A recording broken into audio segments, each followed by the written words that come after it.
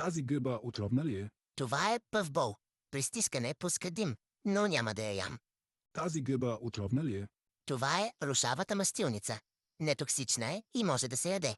Тази гъба отровна ли е? Това е портокаловата гъба, наричана и смеещата се гъба. При консумация ще се смеете неудържимо. Тази гъба отровна ли е? Това е мухоморката. Токсична е и яденето й ще ви срещне с Бог. Тази гъба отровна ли е? Това е кървящият зъб. Нетоксична, но с горчив вкус. Тази гъба отровна ли е? Това е зеленоспоровата чадърка. Токсична е и ще ви държи в банята. Тази гъба отровна ли е? Това е медената гъба. Често срещана ядлива дива гъба е. И е вкусна. Тази гъба отровна ли е?